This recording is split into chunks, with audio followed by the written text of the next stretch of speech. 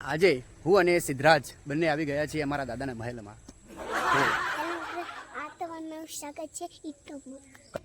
અહીંયા તમે જોઈ શકો છો 5 ખંડ છે, જેમાં અમારા દાદાના ઘોડા અને આ બાજુ 5 ખંડમાં હાથી રાખવામાં આવતા હતા. એ અણા પર ચડી ચડીને મોટા ઘોડા ફેંકતા હતા, દારૂ ઘોડા. એ અગ્નિ પ્રગટ થતી હશે, પરંતુ એ દારૂ ઘોડા ફેંકતા હતા. મતલબ મેં એક પ્રકારનો. હેલો ફ્રેન્ડ્સ, જય માતાજી, જય મોગલમાં, અને સ્વાગત છે તમારું અમારી યુટ્યુબ ચેનલમાં. અને આજે હું અને સિદ્ધરાજ બંને આવી ગયા છીએ અમારા દાદાના મહેલમાં. હા, અમારા દાદાનો મહેલ. હવે તમને નવાઈ લાગતી હશે કે દાદાનો મહેલ કેવી રીતના, તો સ્વાભાવિક છે કે આપણાથી મોટા હોય એટલે આપણા દાદા જ થાય. એટલે આજે અમે આવી ગયા છીએ અમારા દાદાના મહેલમાં. સિદ્ધરાજ, તારે કંઈ કહેવું છે? બોલ દો. હેલો મિત્રો, આ તમારું સ્વાગત છે. કહી દે અમારી ચેનલને સબસ્ક્રાઈબ કરજો. નહીં આવડતું? હા. તો હવે અમે જઈ રહ્યા છીએ અમારા દાદાના મહેલમાં. તો મિત્રો, તમે જોઈ શકો છો આ રીતના છે મહેલ, જે વાત્રક નદીના કિનારે અજમાવત કુંડમાં આવેલો છે. હવે અમે અંદર જઈશું.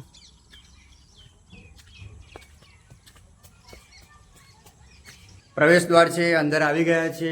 અને મિત્રો, અહીંયા તમે જોઈ શકો છો 5 ખંડ છે, જેમાં અમારા દાદાના ઘોડા અને આ બાજુ 5 ખંડમાં હાથી રાખવામાં આવતા હતા, જે તે રાજાના, પરંતુ આપણાથી વડીલ હોય એટલે દાદા. હવે અમે ઉપર મહેલ ઉપર જઈશું અને તમને બતાવીશું કે ઉપરનું સ્ટ્રક્ચર એ કેવું છે. આ છે ઉપરનો ભાગ મિત્રો, અને અહીંયા ઉપર રહીને સુંદર મજાનો એક નજારો તમને જોવા મળે છે. આજુબાજુનું સુંદર દ્રશ્ય તમને જોવા મળશે. જે આ મહેલ છે એ એક્ઝેક્ટ અપરુજી ગામની બાજુમાં અજમાત કોટમાં આવેલો છે. અને આ મહેલની નજીકથી લગભગ 300 મીટરની દૂર પર વાત્રક નદી છે, જે તમને બ્રિજ દેખાય છે. એ ત્યાં એ નદી પર બાંધવામાં આવેલો બ્રિજ છે. અહીંયા જે તે સમયના રાજા એ પોતાના અનાજ ભંડારો, અનાજ સંગ્રહ કરતા હતા. અહીંયા અનાજ રાખવામાં આવતું હતું. આ અનાજના ભંડારો છે એવું બધા માને છે.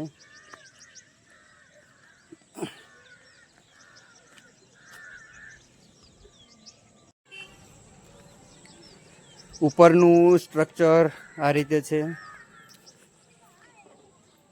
અહીંયા 4 કમાણો હતી, એમાંથી એક કમાન તૂટી પણ ગઈ છે. બહુ જૂનો ઐતિહાસિક કિલ્લો છે એવું માનવામાં આવે છે.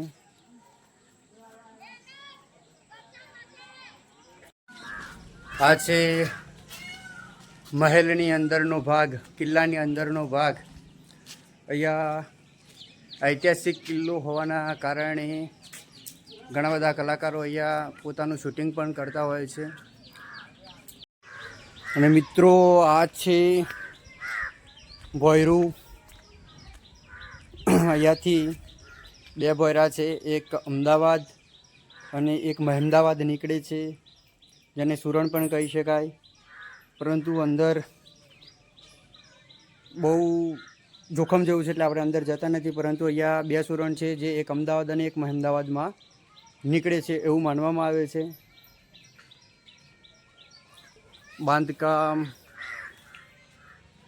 આ પ્રકારનું છે, જે લાંબા સમયથી ટકી રહ્યું છે.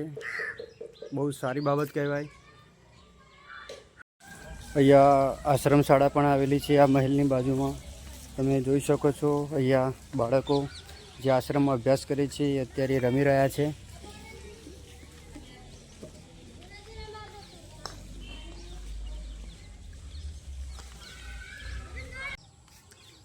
મિત્રો, ખરેખર અમારા દાદાનો મહેલ નથી, પરંતુ હું થોડીક મજાક કરું છું, મજાકભરી વાતો કરું છું, જેથી તમને પણ મજા આવે અને મને પણ મજા આવે.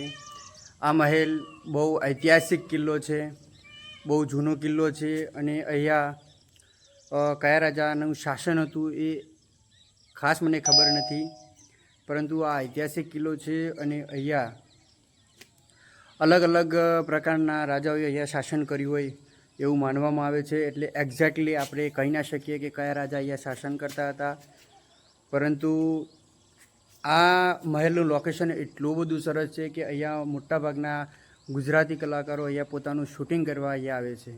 અને આ કિલ્લો એ અપરુજી ગામની બાજુમાં અજમાવત કોટમાં સ્થિત છે. મિત્રો, તમને બતાવું કે એક મહત્ત્વની જગ્યા તમને બતાવવાની રહી ગઈ છે, એટલે હું અહીંયા ઢાળ ચડું છું અને તમને એ જગ્યા બતાવવાનો પ્રયત્ન કરું છું. ફાઇનલી આપણે એ જગ્યાએ આવી ગયા છીએ. તો મિત્રો, આ એ જગ્યા છે જ્યારે કોઈ બીજા રાજા દ્વારા આક્રમણ કરવામાં આવે ત્યારે અમારા દાદા એટલે કે જે તે રાજા, જે હિન્દુ હોય કે મુસ્લિમ વડીલ એટલે દાદા, એ આના પર ચડીને મોટામાં મોટા ઘોડા ફેંકતા હતા, દારૂ ઘોડા, જેનાથી એ અગ્નિ પ્રગટ થતી હશે, પરંતુ એ દારૂ ઘોડા ફેંકતા હતા. મતલબ મેં એક પ્રકારનો બોમ્બ એ આના પર ચડીને ફેંકતા હતા જ્યારે બીજા રાજા દ્વારા આક્રમણ કરવામાં આવે ત્યારે. તો મિત્રો, અહીંયા આ વ્લોગ પૂરો કરીએ છીએ. તમને અમારો વ્લોગ કેવો લાગ્યો? જો તમને અમારો વ્લોગ ગમ્યો હોય તો લાઈક, કમેન્ટ એન્ડ સબસ્ક્રાઈબર જરૂર કરજો. જય માતાજી, જય મોગલમાં.